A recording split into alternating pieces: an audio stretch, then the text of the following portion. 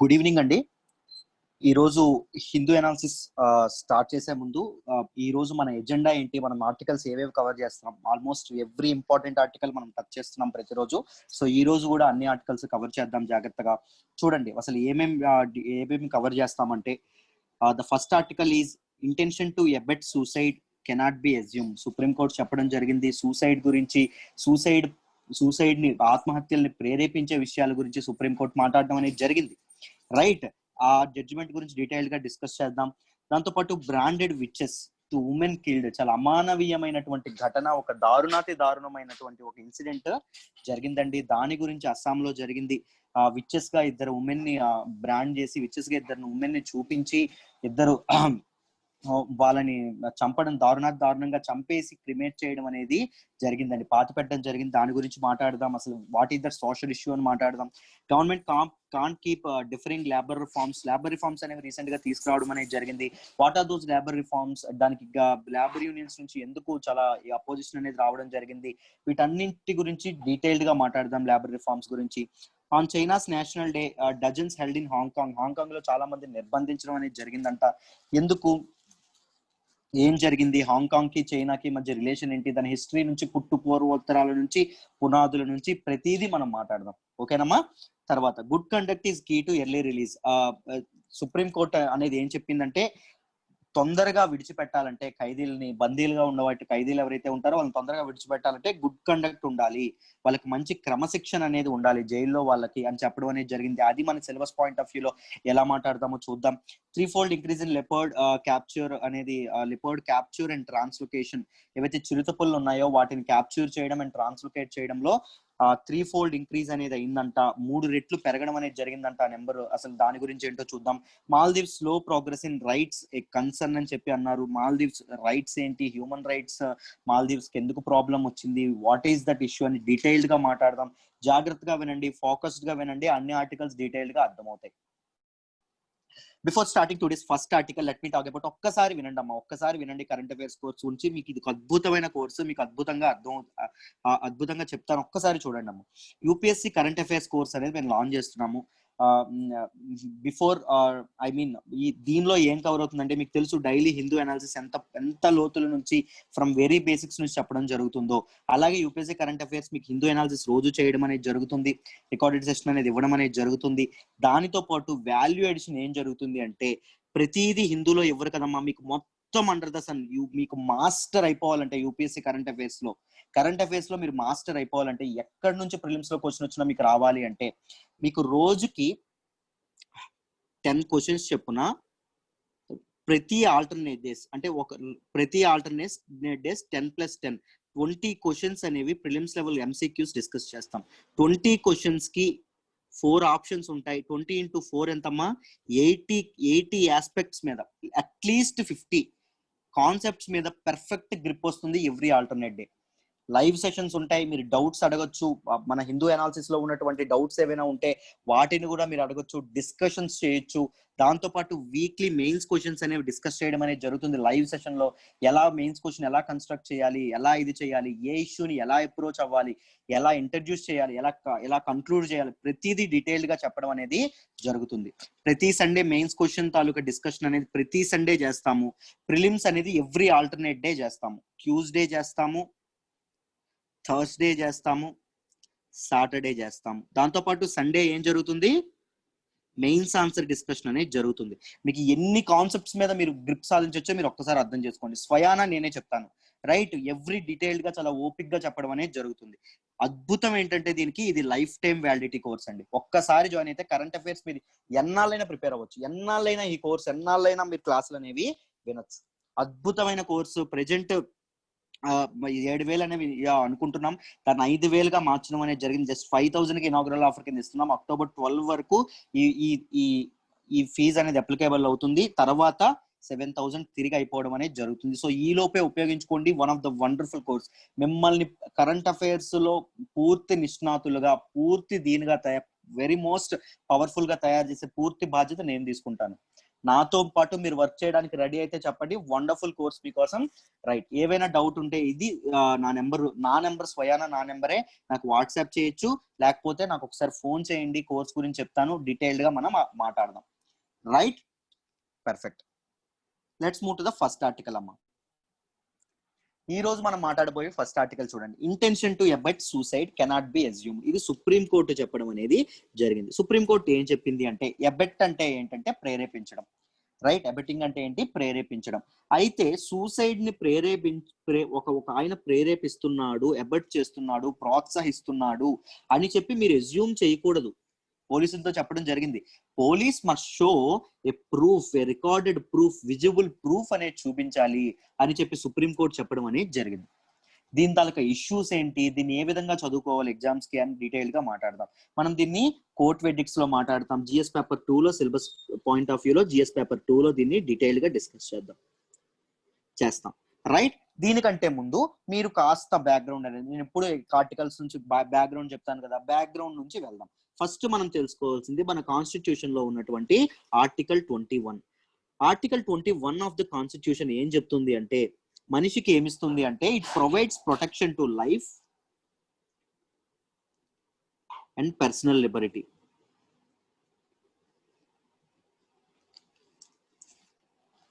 ఒక మనిషికి జీవించే హక్కునిస్తుంది. రైట్, తన ప్రాణాన్ని తను కాపాడుకునే హక్కు ఇస్తుంది.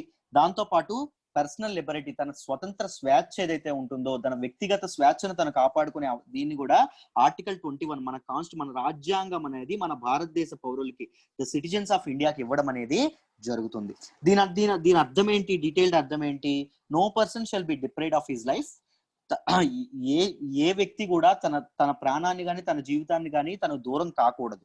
రైట్, ప్రాణానికి కానీ జీవితానికి కానీ పర్సనల్ లిబర్టీ, వ్యక్తిగత స్వేచ్ఛకు కానీ దూరం కాకూడదు, except according to the procedure established by law.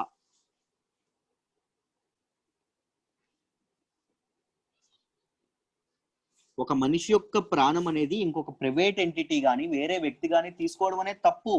ఎందుకంటే జీవించే హక్కు అనేది మనిషికి ఉంది. But except established by law అంటే గవర్నమెంట్, జ్యుడిషియల్ అథారిటీస్ కానీ ఏమైనా లైఫ్ ఇంప్రిజన్మెంట్ వేసాయి అనుకోండి,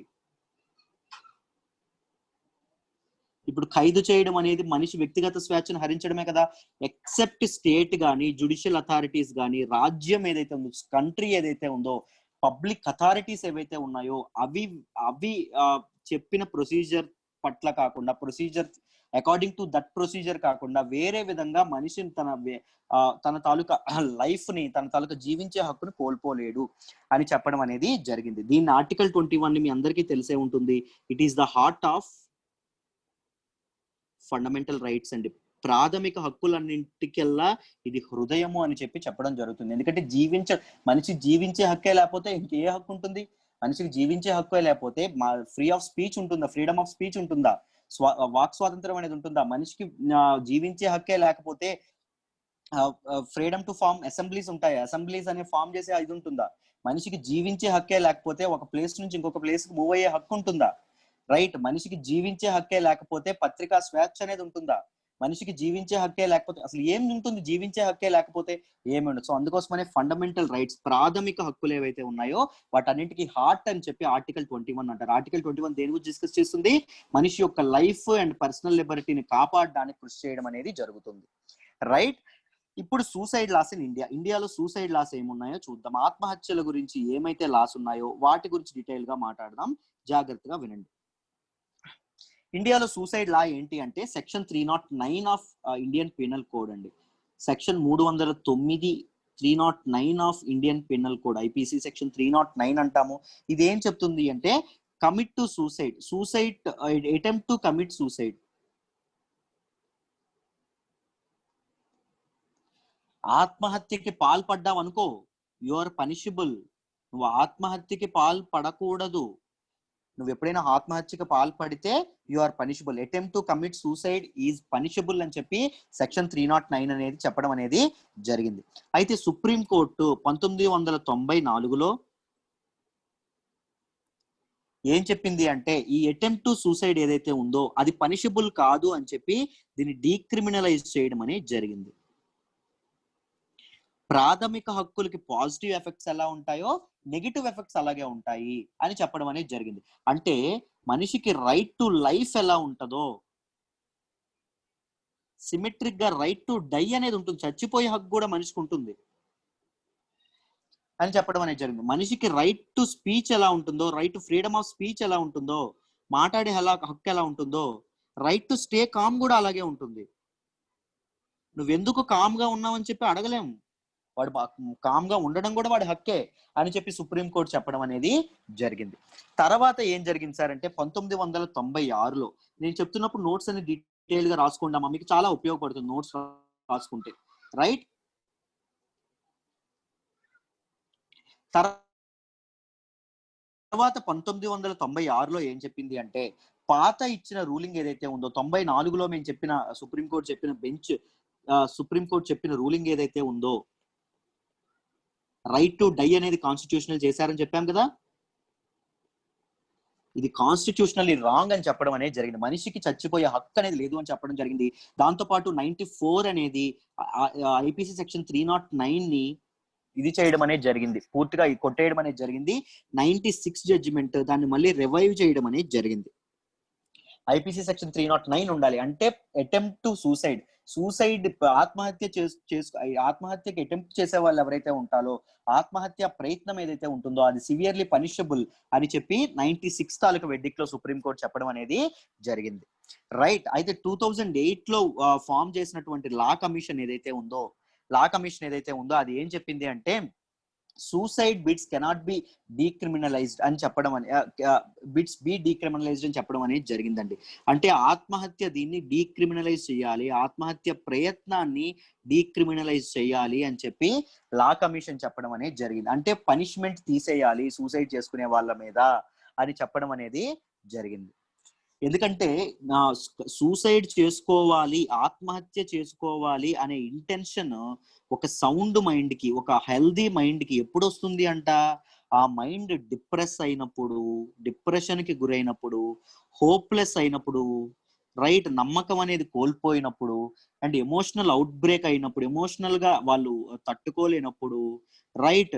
దాంతో పాటు సోషల్ రీజన్స్, ఎకనామిక్ రీజన్స్ ఇలాంటివి చాలా ఉంటాయి.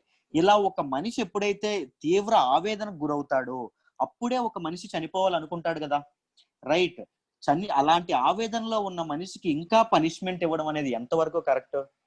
ఇంకా దారుణమైన విషయం ఏంటంటే, ఒకవేళ అతని సూసైడ్ అటెంప్ట్ సక్సెస్ అయింది అనుకోండి, ఒకవేళ ఏం జరుగుతుంది? అతను లాక్ అందుతాడా? అతను అసలు ఎవ్వరికి అందనంత దూరానికి వెళ్ళిపోతాడు. బట్ ఆయన బతకడమే ఒక గొప్ప విషయం అయినప్పుడు దానికి నువ్వు డీక్రిమినలైజ్ చేయడం ఏంటి, పనిష్మెంట్ చేయడం ఏంటి? సో డీక్రిమినలైజ్ చేయాలి, పనిష్మెంట్ అనేది ఇవ్వకూడదు అని చెప్పడం అనేది జరిగింది లా కమిషన్, రైట్. వాళ్ళకి కేర్ అండ్ ట్రీట్మెంట్ ఉండాలి కానీ పనిష్మెంట్ ఇవ్వకూడదు, వాళ్ళకి ఒక రీహాబిటేషన్ సెంటర్ తీసుకెళ్లి వాళ్ళకి కౌన్సిలింగ్ ఇప్పించాలి కానీ ఇది చేయకూడదు అని చెప్పడం అనేది జరిగింది. 2014లో గవర్నమెంట్ అనేది స్టేట్ గవర్నమెంట్స్ కి డెసిషన్ అనేది అడగడం అనేది జరిగింది. వాళ్ళు కూడా ఏం చెప్పారంటే, ఎక్కువ మంది ఆర్టికల్ 309 అంటే సూసైడ్ పనిష్ చేయాలి అనే దాన్ని ఏదైతే లా ఏదైతే ఉందో దాన్ని క్యాన్సిల్ చేయాలి అని చెప్పడం అనేది జరిగింది, రైట్. ఇలా జరగడం అనేది జరిగింది. This is all about suicide law, ఇండియాలో ఉన్న సూసైడ్ లా. ఇప్పుడు ఐపీసీ 306 ఏదైతే ఉందో దాని గురించి మాట్లాడదాం. 306 ఆఫ్ పీనల్ కోడ్ ఏదైతే ఉందో అది దేని గురించి మాట్లాడుతుందంటే, అబట్మెంట్ టు సూసైడ్ అని చెప్పి మాట్లాడుతుంది. బట్ ఐపీసీ 309 సెక్షన్ ఏదైతే ఉందో పనిషబుల్ సెక్షన్ సపోర్ట్ చేసే ఆర్గ్యుమెంట్స్ కూడా ఉన్నాయండి. ఎందుకంటే ఒక మనిషి యొక్క లైఫ్, ఒక ఇండివిజువల్ యొక్క లైఫ్ కేవలం అతని దీని మీదే డిపెండ్ అవ్వదు. ఇండివిజువల్ యొక్క లైఫ్ మీద అథారిటీ అతనికి మాత్రమే ఉండదు, అతన్ని నమ్ముకొని ఒక ఫ్యామిలీ ఉండొచ్చు, రైట్. ఈయన తన ప్రాణాన్ని తాను తీసుకుంటే ఫ్యామిలీ అనేది రోడ్డున పడుతుంది కదా. సో ఒక మనిషికి తన ప్రాణం తీసుకునే హక్కు అనేది తనకు ఉండదు. సో ఐపీసీ 309 ని ఉంచాలి అని చెప్పి కొంతమంది చెప్పడం అనేది కూడా జరిగింది. ఐపీసీ సెక్షన్ 309 ని ఎగ్జిస్టెన్స్ లో ఉంచాలని కూడా కొంతమంది చెప్పడం అనేది జరిగిందండి, ఓకేనా. ఎందుకంటే ఒక ఇండివిజువల్ లైఫ్ తాలూకు మీద పూర్తి అధికారం తనకు ఉండదు, తన ఫ్యామిలీకి కూడా ఉంటుంది. తన ఫ్యామిలీ కూడా తను నమ్ముకొని ఉంటుంది. తను చచ్చిపోతే తన ఫ్యామిలీ కూడా రోడ్డు మీద పడిపోయే అవకాశం ఉంది. సో చాలా మంది లైఫ్స్ ఇబ్బంది, తను నమ్ముకొని ఉన్న జీవితాలు చాలా మంది ఇవయ్యే అఫెక్ట్ అయ్యే అవకాశం ఉందని చెప్పి తర్వాత చాలా మంది ఆర్గ్యుమెంట్స్ చేయడం కూడా జరిగిందండి. చాలా మంది ఇంకొకటి ఏం చెప్పారు అంటే IPC 309 ని తీసేస్తే 306 ను కూడా తీసేయాలి. 306 దేని గురించి మాట్లాడుతుందంటే అబెట్మెంట్ టు సూసైడ్ అని చెప్పి మాట్లాడుతుంది. ఇది జాగ్రత్తగా వినండి అమ్మా, డీటెయిల్డ్ గా చెప్తాను, ఏం లేదు. 309 ఏం చెప్తుంది? సూసైడ్ అనేది ఒక క్రైమ్ అని చెప్తుంది. చాలా మంది ఏం వాదిస్తున్నారంటే 309 నువ్వు తీసేసావు అనుకో, దాని అర్థం ఏంటి? సూసైడ్ చేసుకోవడం అనేది క్రైమ్ కాదు. సూసైడ్ చేసుకోవడం అనేది క్రైమ్ కాకపోతే అబెట్మెంట్ టు సూసైడ్ అంటే ఒక క్రైమ్ కాని దాన్ని ప్రోత్సహించడం అనేది క్రైమ్ ఎలా అవుద్ది? మీకు అర్థమైందా? మర్డర్ అనేది ఒక క్రైమ్ కదా, మామూలుగా గవర్నమెంట్ మర్డర్ అనేది ఒక క్రైమ్ కాదని తీసేసింది అనుకోండి, మర్డర్ ని ప్రేరేపించడం, మర్డర్ ని అబెట్ చేయడం, అబెట్మెంట్ ఏదైతే ఉందో ఇది ఎలా క్రైమ్ అవుతుంది? ఇది క్రైమ్ కాదు కదా, ఇది ఎలా క్రైమ్ అవుతుంది? మీకు అర్థమయ్యే ఉంటుందని నేను అనుకుంటున్నాను. సో ఆర్టికల్ 309 ని మీరు తీసేస్తే 306 ని కూడా తీసేయాలి. సో అబెట్మెంట్ టు సూసైడ్ ఏదైతే ఉందో, సూసైడ్ ని ప్రేరేపించే శక్తులు ఏవైతే ఉంటాయో వాళ్ళని పనిష్ చేయడం అవ్వదు రాజ్యాంగబద్ధంగా. లూప్ హోల్స్ ని వెతుక్కొని చాలా మంది వస్తారు అని చెప్పడం కూడా జరిగింది. This is all the background about this article. అయితే దీనిలో ఏం చెప్పింది, ఈ రోజు జడ్జిమెంట్ లో ఏమిచ్చింది అంటే సుప్రీంకోర్టు, ఒక మనిషి, ఒక ఇండివిజువల్ సూసైడ్ కి అబెట్ చేస్తున్నాడు, సూసైడ్ కి ప్రేరేపిస్తున్నాడు అని ఎజ్యూమ్ చేస్తే సరిపోదబ్బా. మీ అజంప్షన్ ఉంటే సరిపోదు, ఒక సిగ్నిఫికెంట్ విజిబుల్ ప్రూఫ్ అనేది ఉండాలి, ఒక రికార్డెడ్ ప్రూఫ్ అనేది ఉండాలి అని చెప్పి సుప్రీంకోర్టు చెప్పడం అనేది జరిగింది. The police have to establish that the accused want to abet the suicide అని చెప్పడం అనేది సుప్రీంకోర్టు చెప్పడం అనేది జరిగింది. రైట్. అబెట్మెంట్ యొక్క డెఫినిషన్ అనేది IPC సెక్షన్ 107 లో ఇస్తున్నారమ్మా. అబెట్మెంట్ టు సూసైడ్ అనేది abetment of suicide to suicide section 306 లో ఇవ్వడం అనేది జరుగుతుంది. 309 ఏం చెప్తుంది? సూసైడ్ అనేది పనిషబుల్ అని చెప్తుంది. దీనికి రీసెంట్ గా సుప్రీంకోర్టు కూడా ఇది అవ్వడం అనేది జరిగింది. ఓకేనా? 306 అనేది ఏం చెప్తుంది అంటే అబెట్మెంట్, సూసైడ్ కి, ఆత్మహత్యని ప్రేరేపించడం కూడా తప్పని చెప్పడం అనేది జరుగుతుంది. రైట్. ఒక దీనిలో మెన్సరియా అని చెప్పి ఒక ఇది కూడా ఇవ్వడం అనేది జరిగిందండి. మెన్సరియా అంటే ఏంటి అంటే ఒక ఇంపార్టెంట్ టెర్మినాలజీ వాడడం అనేది జరిగింది. మెన్సరియా ఈజ్ ఏ లాటిన్ వర్డ్ అండి. It is a Latin word. దాని మీనింగ్ ఏంటి అంటే గిల్టీ మైండ్ అని అర్థం.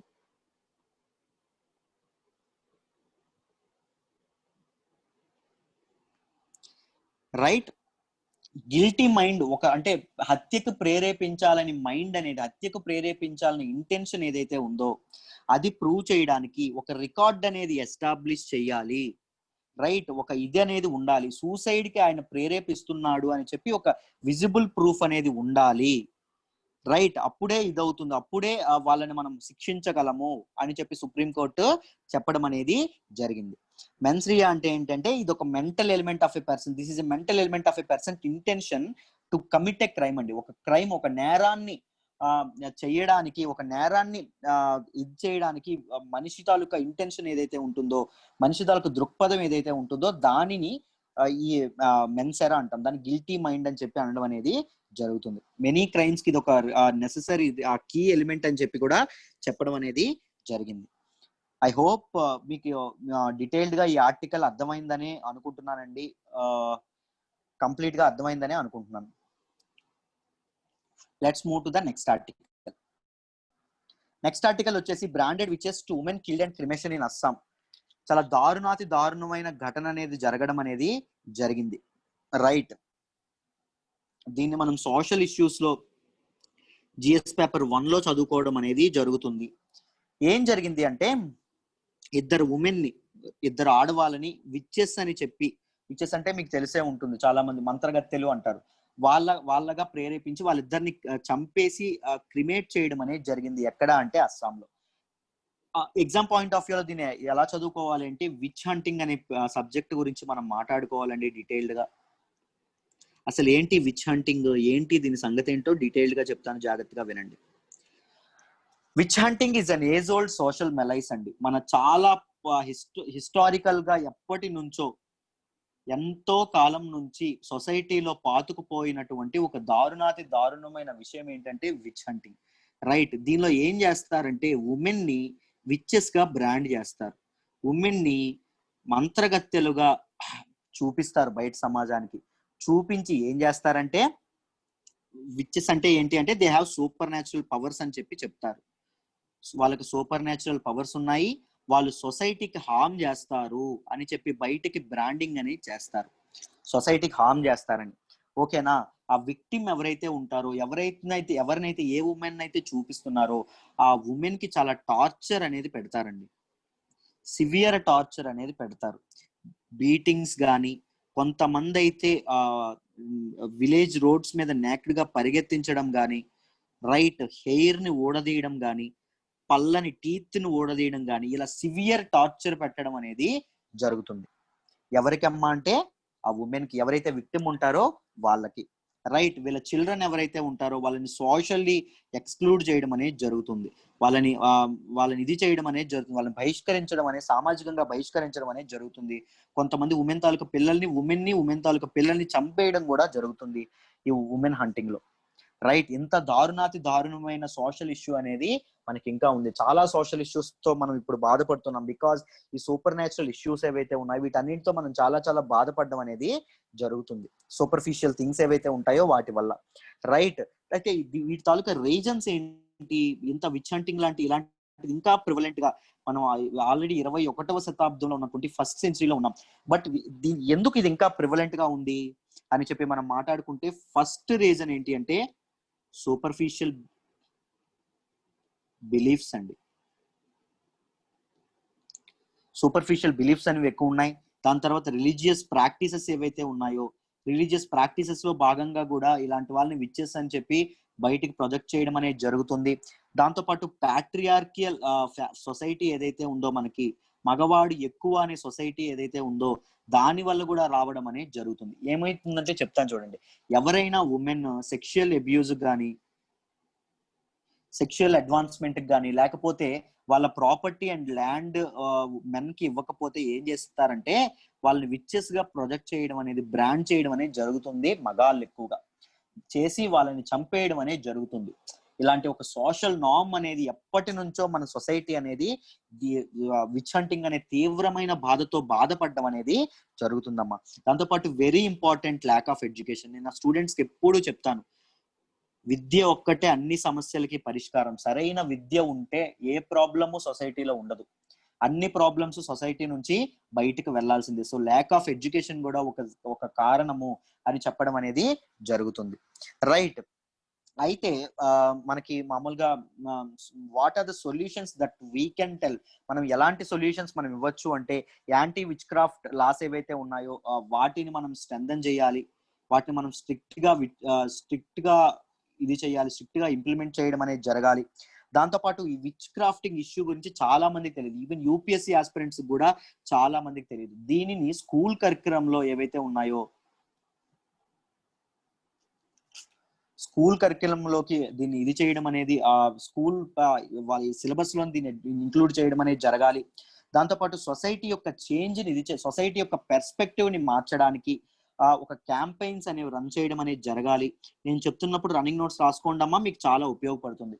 campaigns to change the perspective of the society and take the help of various NGOs, non governmental organisations ఏవైతే ఉన్నాయో వాటి తాలూకు హెల్ప్ తీసుకొని గవర్నమెంట్ యొక్క పాలసీస్ కానీ, గవర్నమెంట్ చేస్తున్న ఎడ్యుకేషన్ ప్రొవైడ్ చేయడం కానీ, ఇవన్నింటినీ సొసైటీకి దగ్గర చేయాలి. ముఖ్యంగా ఈ విచ్ క్రాఫ్టింగ్ అనేది ఎక్కువ ఉంటే ట్రైబల్ ఏరియాస్ ఏవైతే ఉంటాయో, రైట్, అనాగరికమైన ప్రాంతాలు, బార్బేరియన్ రీజియన్స్ ఏవైతే ఉంటాయో అక్కడే ఎక్కువ ఎగ్జిస్టెంట్ గా ప్రివలెంట్ గా ఉండడం అనేది జరుగుతుంది.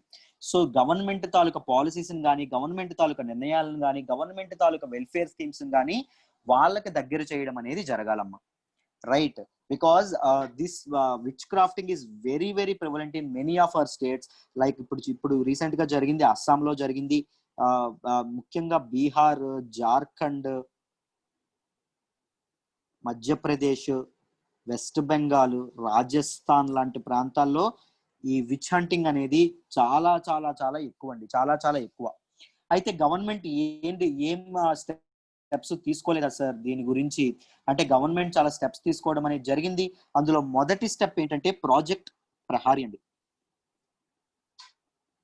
దీనిలో భాగంగా కౌన్సిలింగ్ కానీ, డిఫరెంట్ గ్రూప్స్ ఆఫ్ సొసైటీకి ఎడ్యుకేట్ చేయడం కానీ జరిగిందండి. విచ్ హంటింగ్ ఏదైతే ఉందో దానికి ఎగనెస్ట్ గా క్యాంపెయిన్స్ అనేవి రన్ చేయడం అనేది జరిగింది ఈ ప్రాజెక్ట్ లో భాగంగా. దాంతో పాటు అస్సాం విచ్ హంటింగ్ యాక్ట్ ఏదైతే ఉందో అది కూడా ఎనాక్ట్ చేయడం జరిగింది. రైట్, ఈ యాక్ట్ లో భాగంగా విచ్ హంటింగ్ మీద ఉన్నటువంటి దీన్ని కాగ్నిజబుల్ అని చెప్పారు. అంటే వితౌట్ వారెంట్ వాళ్ళని అరెస్ట్ చేయొచ్చు అని చెప్పారు. నాన్ బెయిలబుల్ కేసు అని చెప్పడం అనేది జరిగింది. నాన్ బెయిలబుల్ కేసు పెడతారని చెప్పడం అనేది జరిగిందండి. So these are the measures that were taken by the government actually. So ఇవి మీకు డీటెయిల్డ్ గా అర్థమయ్యే అనుకుంటున్నాను. Witch hunting is a serious social threat అండి, సోషల్ ఇష్యూస్. ఇలాంటి వాటి గురించి మీరు డీటెయిల్డ్ గా తెలుసుకోవాలి. Because when you become an administrator you should cope up with the issues that were prevalent in the society. సొసైటీలో ఉన్నటువంటి ఇష్యూస్ మీద మీరు వర్క్ చేయాల్సి ఉంటుంది. సో ఎగ్జామ్ పాయింట్ ఆఫ్ వ్యూలో చదువుకోవాలి, దాంతో పాటు తర్వాత అడ్మినిస్ట్రేషన్ కి యూజ్ అవుతాయి కూడా, కాబట్టి డీటెయిల్డ్ గా చదువుకోవాలమ్మా. రైట్, ఐ హోప్ ఈ ఆర్టికల్ మీకు డీటెయిల్డ్ గా అర్థమైంది అనుకుంటున్నాను. Let's move to the next article అమ్మా. నెక్స్ట్ ఆర్టికల్ వచ్చేసి government can't keep differing labour reforms అని చెప్పడం అనేది జరిగింది. అయితే ఏంటి లేబర్ రిఫార్మ్స్, గవర్నమెంట్ ఏం తీసుకొచ్చింది, మీరు చాలా సార్లు వినుంటారు. బట్ ఈ రోజు ఇంకా డీటెయిల్ గా ఎక్స్ప్లెయిన్ చేయడానికి చూస్తాను. జాగ్రత్తగా చూడండి. There is schedule 7 of Indian constitution. ఇది ఏం చేస్తుంది అంటే 3 లిస్టులు అనేవి పెడుతుంది. ఆ 3 లిస్టులు ఏంటి సార్ అంటే union list, state list, concurrent list. ఈ లిస్ట్ లో కొన్ని సెట్ ఆఫ్ కాన్సెప్ట్స్ అనేవి పెడుతుంది. ట్రేడ్ కానీ, నేషనల్ సెక్యూరిటీ కానీ, డిఫెన్స్ కానీ అన్నట్టు, అగ్రికల్చర్ కానీ, డిస్ట్రిబ్యూషన్ కానీ, లేకపోతే ఎడ్యుకేషన్ కానీ, ఇలాంటివన్నీ దీనిలో పెడుతుంది. దీనిలో ఇంకొన్ని పెడుతుంది, ఐ మీన్ ఎలక్ట్రిసిటీ కానీ, లేకపోతే పలానా లిస్ట్ అనేది పెడుతుంది. దీనిలో ఉన్నటువంటి ఈ లిస్ట్ లో ఉన్నటువంటి ఆస్పెక్ట్స్ ఏవైతే ఉంటాయో వాటి మీద డెసిషన్స్ ఎవరు తీసుకోవాలంటే యూనియన్ గవర్నమెంట్ తీసుకోవాలి. స్టేట్ గవర్నమెంట్ అనేది ఈ లిస్ట్ లో ఉన్నటువంటి ఆస్పెక్ట్స్ మీద తీసుకోవాలి. కాన్కరెంట్ లిస్ట్ లో ఉన్నటువంటి ఆస్పెక్ట్స్ మీద బోత్ రెస్పాన్సిబిలిటీ అండ్ పవర్ ని ఎవరు షేర్ చేసుకుంటారంటే both union government and central government చేసుకుంటాయి. దీన్ని ఉమ్మడి జాబితా అంటాం తెలుగులో. Union list, state list, concurrent list. Right, ఈ లేబర్ అనేది ఏ లిస్ట్ లోకి ఉంది అంటే కాన్కరెంట్ లిస్ట్ లోకి ఉండడం అనేది జరిగింది. కాన్కరెంట్ లిస్ట్ అంటే ఏంటి sir? Both centre and state దీని మీద లాస్ చేయొచ్చు. రెస్పాన్సిబిలిటీ కూడా ఎవరు తీసుకోవాలి? బోత్ సెంటర్ అండ్ స్టేట్ వీటి మీద తీసుకోవడం అనేది జరుగుతుంది. రైట్, అయితే చూడండి, లేబర్ అనేది దీని వల్ల అవ్వడం వల్ల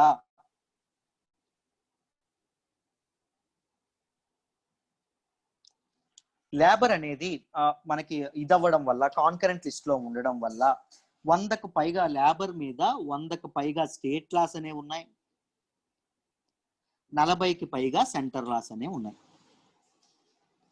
రైట్, వీటి మీద ఇదవ్వడం అనేది జరిగింది. సో ఇన్ని ఎక్కువ ఉండడం వల్ల దేనికి దారి తీసిందంటే కాంప్లెక్సిటీకి దారి తీయడం అనేది జరిగింది, క్లిష్టతకు దారి తీయడం అనేది జరిగింది.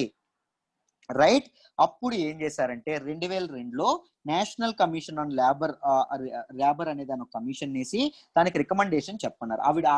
వాళ్ళు ఏం చెప్పారంటే 2002లో వీటన్నింటినీ కలిపి కన్సోలిడేట్ చేసి కొన్ని లేబర్ రిఫార్మ్స్ గా మార్చండి అని చెప్పడం అనేది జరిగింది. అప్పుడు 2019లో ఏం చేసింది అంటే సెంట్రల్ గవర్నమెంట్ 40 సెంట్రల్ లాస్ అని చెప్పాం కదా, ఈ 40 సెంట్రల్ లాస్ లో ఒక 29 సెంట్రల్ లాస్ తీసుకుని ఈ 29 సెంట్రల్ లాస్ ని కలిపి ఎన్ని చేసింది అంటే 4 లాస్ గా మార్చడం అనేది జరిగింది. ఈ 29 లాస్ ని కలిపి జస్ట్ 4 లాస్ గా మార్చడం అనేది జరిగింది. ఒకటి దేని మీద అంటే వేజెస్ మీద, ఇంకొకటి దేని మీద అంటే ఇండస్ట్రియల్ రిలేషన్స్ మీద, ఇంకొకటి దేని మీద అంటే సోషల్ సెక్యూరిటీ మీద, సామాజిక భద్రత అంటాం. డీటెయిల్డ్ గా చెప్తాను, కంగారు పడకండి, ఓకేనా. ఇంకొకటి ఏంటి అంటే ఆక్యుపేషనల్ హెల్త్ అండ్ సేఫ్టీ మీద. ఇలా 4 లాస్ చేయడం అనేది జరిగింది. ఈ ఫస్ట్ లా వేజెస్ ఏదైతే ఉందో దాన్ని 2019లోనే దాన్ని ఇది చేసేయడం అనేది, దాన్ని యాక్ట్ గా మార్చేయడం అనేది, బిల్ యాక్ట్ గా మార్చేయడం అనేది జరిగింది. రైట్. ఈ మూడింటిని దేనికి పంపించారంటే పార్లమెంటరీ కమిటీకి, పార్లమెంటరీ స్టాండింగ్ కమిటీకి పంపించడం అనేది జరిగింది. పార్లమెంటరీ స్టాండింగ్ కమిటీకి ఎప్పుడు పంపిస్తారు సార్ అంటే ఎప్పుడైనా ఏవైనా లాస్ లో కాంప్లెక్సిటీ ఎక్కువ ఉన్నా, జుడిషియల్ గా ఇవనేది ఎక్కువ ఉన్నా, ఏవైనా న్యాయపరమైన ఇబ్బందులు కానీ లూప్ హోల్స్ కానీ ఏవైనా ఉన్నా వాటిని కరెక్ట్ చేయడానికి పార్లమెంటరీ స్టాండింగ్ కమిటీకి పంపిస్తారు. పార్లమెంటరీ స్టాండింగ్ కమిటీకి పంపిస్తే ఏమవుతుందంటే పార్లమెంటరీ స్టాండింగ్ కమిటీలో ఉన్నటువంటి ఎక్స్పర్ట్ మెంబర్స్ వాటి గురించి డీటెయిల్డ్ గా డిస్కస్ చేసి వాటిలో రిఫార్మ్స్ అనేవి చేసి మళ్ళీ పార్లమెంట్ లోకి తీసుకొస్తారు. తీసుకొస్తే ఏం జరుగుతుంది, పార్లమెంట్ దాన్ని యాక్సెప్ట్ చేయొచ్చు, యాక్సెప్ట్ చేయకపోవచ్చు. పార్లమెంటరీ స్టాండింగ్ కమిటీ చెప్పిన రిఫార్మ్స్ ని యాక్సెప్ట్ చేయొచ్చు, యాక్సెప్ట్ చేయకపోవచ్చు. ఓకేనా, ఇది జరగడం అనేది జరుగుతుంది. అయితే ఇప్పుడు చెప్తాను చూడండి, ఈ రిఫార్మ్స్ ఏమేమి తీసుకొచ్చారు సార్ అని మీరు అడిగితే ఇంపార్టెంట్ ఆస్పెక్ట్స్ లో రిఫార్మ్స్ తీసుకురావడం అనేది జరిగింది. What are those important aspects అంటే అసలు ఎందుకు రిఫార్మ్స్ తీసుకురావడానికి కారణమైందంటే ఫస్ట్ ప్రెజెంట్ ఉన్న లాస్ ఎంప్లాయర్స్ అంటే బిజినెస్ చేసేవాళ్ళు, ఉద్యోగాలు ఇచ్చేవాళ్ళు వాళ్ళకు అనుకూలంగా లేవంట. నెక్స్ట్ ఎంప్లాయీస్ అంటే ఉద్యోగం చేసేవాళ్ళు వీళ్ళకు అనుకూలం లేవంట. దాంతో పాటు కాంప్లెక్సిటీ అనేది ఎక్కువగా ఉంది. These 3 are the issues with the present laws. ముందు ఉన్నటువంటి లాస్ తో అవి ఉండడం అనేది, కాంప్లెక్సిటీ ఎక్కువ ఉండడం అనేది జరిగింది. దాంతో పాటు ఇప్పుడు తెచ్చినటువంటి రిఫార్మ్స్ యొక్క, లేబర్ రిఫార్మ్స్ యొక్క ఉద్దేశం ఏంటంటే అమ్మా, ఎంప్లాయర్ ఇంట్రెస్ట్ ని అంటే లాభాన్ని ఆర్జించాలన్నటువంటి బిజినెస్ మ్యాన్ యొక్క ఇంట్రెస్ట్ ఏదైతే ఉందో దానిని, అండ్ ఎంప్లాయీస్ యొక్క సెక్యూరిటీని, ఎంప్లాయీ యొక్క భద్రతని రెండింటిని బ్యాలెన్స్ చేయాలి అనే ఉద్దేశంతో వీటిని తీసుకురావడం అనేది జరిగింది. రైట్. ఫస్ట్ ఏం రిఫార్మ్ తీసుకొచ్చారు అంటే ఫ్యాక్టరీ అనే డెఫినిషన్ మార్చడం అనేది ఇంపార్టెంట్ రిఫార్మ్స్ చెప్తాను చూడండి. ఫ్యాక్టరీ అనే డెఫినిషన్ మార్చడం అనేది జరిగింది. ఎలా మార్చారు అంటే ఎలక్ట్రిసిటీ వాడుతున్న ఫ్యాక్టరీలు, ముందు ఫ్యాక్టరీ అనే దాన్ని దేన్ని అనేవాళ్ళు అంటే ఎలక్ట్రిసిటీ వాడుతూ 10 మంది ఎంప్లాయీస్ ఉన్నారు అనుకోండి, దానిని ఫ్యాక్టరీ అనేవాళ్ళు. రైట్. ఎలక్ట్రిసిటీ లేకుండా 20 మంది ఎంప్లాయీస్ ఉన్నారు అనుకోండి, దానిని ఫ్యాక్టరీ అనేవాళ్ళు. ఓకేనా. ఇప్పుడు ఏం చేశారంటే ఈ 10ని 20 చేశారు, 20ని 40 చేశారు. మొదటిది. నెక్స్ట్ రిఫార్మ్ ఏం తీసుకొచ్చారు అంటే స్టాండింగ్ ఆర్డర్ లో తీసుకురావడం అనేది జరిగింది. స్టాండింగ్ ఆర్డర్ అంటే ఏంటి సార్ అంటే మనం ఏదైనా జాబ్ లో జాయిన్ అయ్యామనుకోండి, వాళ్ళు మనకు ఒక స్టాండింగ్ ఆర్డర్ ఇస్తారు. ఎలా ఇస్తారు, condition of work, A condition లో వర్క్ చేయాలో చెప్తారు. స్టాండింగ్ ఆర్డర్ అంటే ఏంటంటే దానిలో ఒక పేపర్ ఉంటుంది, అగ్రిమెంట్ లో ఏ కండిషన్ లో వర్క్ చేయాలి, శాలరీ ఎంత ఇస్తాము, ఫెసిలిటీస్ మీకు ఏం ప్రొవైడ్ చేస్తారు, రైట్. దాంతో పాటు ఇవన్నీ ఉంటాయండి. వీటి తాలూకా డీటెయిల్ అంతా ఒక లిస్ట్ లో ఉండడం అనేది జరుగుతుంది. ఒకప్పుడు లా ఎలా ఉండేదంటే ఈ స్టాండింగ్ ఆర్డర్ అనేది ఎవరు ఇవ్వచ్చు అంటే రైట్ 100 మంది ఎంప్లాయీస్ దాటిన కంపెనీస్ ప్రతి ఒక్కటి స్టాండింగ్ ఆర్డర్ అనేది ఇవ్వాలి. రైట్ అనేది ఉండడం అనేది జరిగింది. దీన్ని ఎంతగా మార్చారు అంటే ఇప్పుడు ప్రెజెంట్ 300 దాటి పెంచడం అనేది జరిగింది. అంటే 300 దాటి ఎంప్లాయీస్ ఉంటే తప్ప నువ్వు కండిషన్ ఆఫ్ వర్క్ చెప్పక్కర్లేదు, ఫెసిలిటీస్ ఏం చెప్పక్కర్లేదు, శాలరీ ఎంత ఇస్తామో చెప్పక్కర్లేదు. దాంతో పాటు కంపెనీ ఎత్తేయడానికి కూడా ఈ స్టాండింగ్ ఆర్డర్ లో ఇంకొక ప్రొవిజన్ ఏముంటుంది అంటే ఈజీ లే ఆఫ్స్ ఉండవండి. అంటే ఈజీగా తీసేయడం అంటూ ఉండదు. తీసేయాలి అంటే ఎక్కువ మంది ఎంప్లాయీస్ ని గవర్నమెంట్ యొక్క పర్మిషన్ అనేది తీసుకోవాలి. ముందెంత ఉండేది 100 మంది ఎంప్లాయీస్ ఉంటే చాలు, దానికి స్టాండింగ్ ఆర్డర్ తాలూకు ఇది క్లాజ్ అనేది వర్తించేది. బట్ ఇప్పుడు 300+ చేయడం వల్ల కంపెనీలకి ఇదనేది పెరగడం అనేది జరిగింది, స్వేచ్ఛ అనేది పెరగడం అనేది జరిగింది. సో ఏం ప్రాబ్లం ఏమవుతుంది, 300 ఎంప్లాయీస్ ఉన్నంత వరకు వాళ్ళందరూ కండిషన్స్ ఆఫ్ వర్క్, ఫెసిలిటీస్ ఇవేమీ చెప్పక్కర్లేదని చెప్పడం అనేది జరిగింది. బట్ గవర్నమెంట్ ఏం వాదిస్తుంది అంటే 100+ ఉన్నటువంటి ఇప్పుడు 99, 98 వర్కర్లు ఎవరైతే ఉన్నారో ఆ కంపెనీలు ఎక్స్ట్రా వర్కర్స్ ని రిక్రూట్ చేయడానికి ముందుకు రావట్లేదంట. ఎందుకు అంటే 100 దాటితే మేము గవర్నమెంట్ తాలూకు దీనికి ఇది చేయాలి కదా, గవర్నమెంట్ తాలూకు రూల్స్ కట్టుబడి ఉండాలి కదా. సో అందుకోసమని వాళ్ళు వర్కర్స్ ని పెంచట్లేదు, ప్రొడక్షన్ ని కూడా పెంచట్లేదంట. బట్ ఎప్పుడైతే దీన్ని మేము 300 చేసామో వాళ్ళకి ఏమవుతుంది, ఇప్పుడు 98, 99, 95 ఉన్న వాళ్ళు 300 వరకు ఎంప్లాయీస్ ని పెంచుకోవడం అనేది జరుగుతుంది. ఎందుకంటే 300 వరకు గవర్నమెంట్ తాలూకు దీనికి అప్లై చేయక్కర్లేదు అనే ఫ్రీడమ్ వాళ్ళకు ఉంటుంది అని చెప్పడం అనేది జరిగింది. బట్ దీన్ని లేబర్ యూనియన్స్ అనే వాళ్ళు చాలా అపోజ్ చేయడం అనేది జరుగుతుందండి. దాంతోపాటు ఇంకొక మెయిన్ రిఫార్మ్ ఏంటంటే స్ట్రైక్స్ గురించి తీసుకురావడం అనేది జరిగింది. స్ట్రైక్స్ కి ముందు ఎలా ఉండేది అంటే స్ట్రైక్ డైరెక్ట్ గా చేసేవాళ్ళు. బట్ ఇప్పుడు స్ట్రైక్ ఏంటంటే 60 days నోటీస్ పీరియడ్ అనేది ఇవ్వాలి, ప్రియర్ నోటీస్ అనేది ఇవ్వాలండి స్ట్రైక్ చేసే ముందు. ఒకవేళ 50 రోజుల తర్వాత కూడా వాళ్ళ డిమాండ్స్ అనేవి క్లియర్ అవ్వకపోతే అప్పుడు చేయాలి స్ట్రైక్ అని చెప్పడం అనేది. ఒకవేళ వాటి మీద కోర్టు కేసులు ఏమైనా పెండింగ్ ఉన్నాయనుకోండి డిమాండ్ల మీద, అప్పుడు స్ట్రైక్లు అసలు చెయ్యకూడదు అని చెప్పడం అనేది జరిగింది. స్ట్రైక్లు చేసే ఫ్రీడమ్ లేకపోతే లేబర్ యూనియన్స్ ఇబ్బంది పడతారని చెప్పి లేబర్ యూనియన్స్ మళ్ళీ అపోజ్ చేయడం, దీనికి కూడా ఈ క్లాజ్ కూడా అపోజ్ చేయడం అనేది జరిగింది. ఇది వండర్ఫుల్ థింగ్ అండి. ఇది తీసుకొచ్చింది మాత్రం సోషల్ సెక్యూరిటీ అండి, సామాజిక భద్రత. రైట్, గవర్నమెంట్ ఉద్యోగాలను ఎందుకంటారు, గవర్నమెంట్ ఉద్యోగంలో సోషల్ సెక్యూరిటీ ఉంటుంది, రైట్, సామాజిక భద్రత ఉంటుంది, మంచి రెస్పెక్ట్ ఉంటుంది. దాంతోపాటు ఎప్పటి పడితే అప్పుడు తీసివేయడాలు లాంటివి ఉండవు. బట్ మామూలుగా అన్ఆర్గనైజ్డ్ సెక్టార్ ఏదైతే ఉంటుందో, మన ఇండియాలో మోస్ట్ అన్ఆర్గనైజ్ సెక్టార్ అండి. 97% పీపుల్ అన్ఆర్గనైజ్ సెక్టార్ లో పనిచేస్తున్నారు. రైట్, అంటే తోపుడు బళ్ళు వాళ్ళు కానీ, లేకపోతే చిన్న చిన్న ఉద్యోగాలు చేసుకునే వాళ్ళు కానీ, గిగ్ వర్కర్స్ కానీ. నిన్న గిగ్ వర్కర్స్ గురించి మాట్లాడాను. Contract workers, Swiggy Zomato drivers, లేకపోతే ఎలక్ట్రీషియన్స్, వీళ్ళందరికీ పిఎఫ్ ఉంటుందా, సరిగ్గా శాలరీ అకౌంట్ లో పడుతుందా, ఇవేమి ఉండవు. వీళ్ళందరూ అన్ఆర్గనైజ్డ్ సెక్టార్ లోకి వస్తారు. వీళ్ళందరికీ right social security welfare schemes అనేవి వర్తించాలి. సోషల్ సెక్యూరిటీ అంబ్రెల్లాలోకి వీళ్ళందరూ రావాలి. రైట్, వీళ్ళందరికీ ఇన్సూరెన్స్లు, మెడికల్ ఇన్సూరెన్స్లు కానీ, పిఎఫ్లు కానీ ఇవన్నీ వర్తించాలి.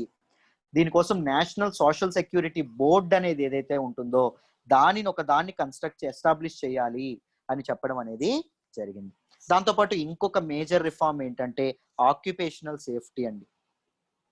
ఆక్యుపేషనల్ సేఫ్టీ అంటే ఎక్కడైతే ఎంప్లాయీస్ వర్కర్స్ వర్క్ చేస్తున్నారో అక్కడ వాళ్ళ సైట్ కండిషన్స్ అనేవి కరెక్ట్ గా ఉండాలి. వాళ్ళు పనిచేసే ఎన్విరాన్మెంట్ ఏదైతే ఉందో అది పర్ఫెక్ట్ గా ఉండాలి. వర్క్ సైట్ కండిషన్స్ అనేవి పర్ఫెక్ట్ గా ఉండాలి. దాంతో పాటు వాళ్ళకి జర్నీ అలవెన్సెస్ కూడా ఇవ్వాలి. ఆ ప్రాంతాలకి రావడానికి వాళ్ళకి ఏదైతే ఖర్చు అవుతుందో జర్నీ అలవెన్సెస్ కూడా కలపాలి. దాంతోపాటు హెల్త్ అండ్ సేఫ్టీ గురించి కూడా ప్రొవిజన్స్ అనేవి ఎంప్లాయర్స్ ఎవరైతే ఉన్నారో, ఎవరైతే వాళ్ళని రిక్రూట్ చేసుకున్న కంపెనీస్ ఏవైతే ఉన్నాయో అవి ముందుకొచ్చి చెయ్యాలి అని చెప్పడం అనేది జరిగింది. మైన్స్ లో కానీ, లేకపోతే ఇలాంటి దగ్గర పనిచేస్తారు చూసారా వర్కర్స్, డేంజరస్ కండిషన్స్ లో పనిచేస్తున్న వర్కర్స్ సేఫ్టీ అండ్ హెల్త్ కోసం ఈ ప్రొవిజన్ అనేది, ఈ క్లాజ్ తీసుకురావడం అనేది జరిగింది దీనిలో. ఐ హోప్ ఈ ఆర్టికల్ కూడా మీకు డీటెయిల్ గా వాట్ ఆర్ ద రిఫార్మ్స్ తీసుకొచ్చారని క్లియర్ గా అర్థమైందని అనుకుంటున్నాను.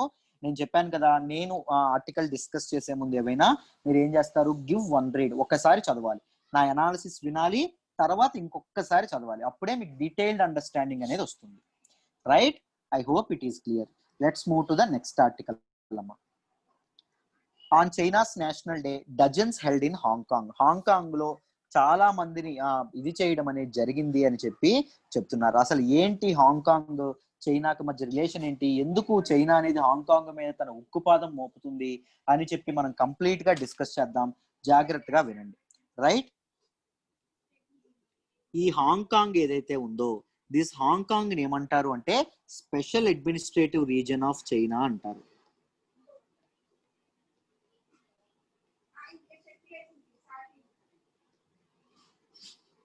Right, special administrative region of China అంటారు. దీని మీనింగ్ ఏంటి అంటే సింపుల్ గా చెప్పేశారు, స్పెషల్ అడ్మినిస్ట్రేటివ్ చైనా. అసలు దీని మీనింగ్ ఏంటి సార్ అంటే it is a part of China, China భూభాగంలోనిదే, బట్ కానీ it operates with its own rules own legislation, దాని చట్టాలు అదే చేసుకుంటుంది. ఓన్ జుడిషియల్ సిస్టమ్,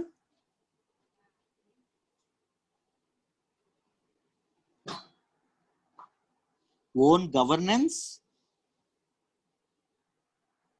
రైట్, అన్ని తనకు తాను అవే చేసుకుంటుంది. ఒక్క ఏ విషయాలు చైనా మాత్రమే చూసుకుంటుందంటే నేషనల్ సెక్యూరిటీ అంటే డిఫెన్స్ లాంటిది కానీ అండ్ ఫారెన్ అఫైర్స్ మాత్రమే చైనా చూసుకుంటుందండి. మిగిలిన అన్ని తనకి తానే ఫ్రేమ్ చేసుకుంటుంది. అయితే ఇలా చేసుకునే హక్కుని ఎవరిచ్చారు సార్ హాంకాంగ్ కి అంటే బేసిక్ లా ఇస్తుంది. ఈ బేసిక్ లా అంటే ఏంటి సార్? ఈ బేసిక్ లా అంటే ఏంటి అంటే దిస్ ఈజ్ హాంకాంగ్స్ కాన్స్టిట్యూషన్. మన ఇండియాకి రాజ్యాంగం ఎలా అయితే ఉందో ఇండియన్ కాన్స్టిట్యూషన్, అలాగే హాంకాంగ్ కాన్స్టిట్యూషన్ ఏమంటాము అంటే బేసిక్ లా అంటాము. హాంకాంగ్ ఏంటండి? Special administrative region of China. Hong Kong it's దానికి ఓన్ గవర్నమెంట్ ఉంటుంది, ఓన్ జుడిషియల్ సిస్టమ్ ఉంటుంది, ఓన్ కరెన్సీ ఉంటుంది, ఓన్ ఫ్లాగ్ ఉంటుంది.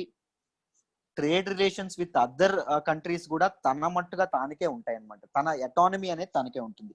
దీన్ని ఏమంటాము అంటే వన్ కంట్రీ టూ సిస్టమ్స్ అంటాం. ఈ సిస్టమ్ ని వన్ కంట్రీ టూ సిస్టమ్స్ అనడం అనేది జరుగుతుంది. మనం ఎందుకు సార్ ఇది అలా ఉంది? ఉంటే ఒక కంట్రీలో ఉండాలి, లేకపోతే డిఫరెంట్ గా ఉండాలి. అసలు ఏంటి, అసలు ఇది ఎందుకు ఇలా జరిగింది, దీని బ్యాక్గ్రౌండ్ ఏంటి అని మనం మాట్లాడుకుంటే జాగ్రత్తగా వినండి అమ్మా, డీటెయిల్ గా చెప్తాను. హాంకాంగ్ అనేది ముందు బ్రిటిష్ కాలనీగా ఉండేది.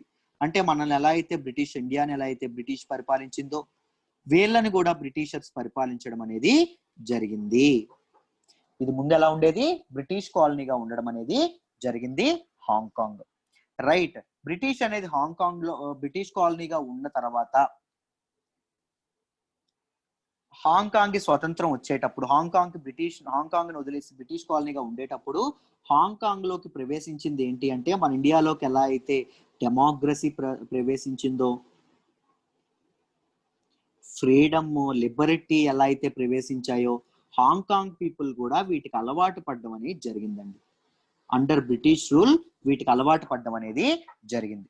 అయితే 1980లో ఈ హాంకాంగ్ అనేది 1980లో ఏమంటుంది అంటే చైనా ఏమడిగింది అంటే బ్రిటిష్ వాళ్ళకి మళ్ళీ హాంకాంగ్ ని మాకు ఇచ్చేయండి అని చెప్పి అడగడం అనేది జరిగింది. 1997లో ఏమైంది అంటే 1997లో ఏమైంది అంటే హాంకాంగ్ ని బ్రిటిష్ అనేది చైనాకి ఇచ్చేయడం అనేది జరిగింది.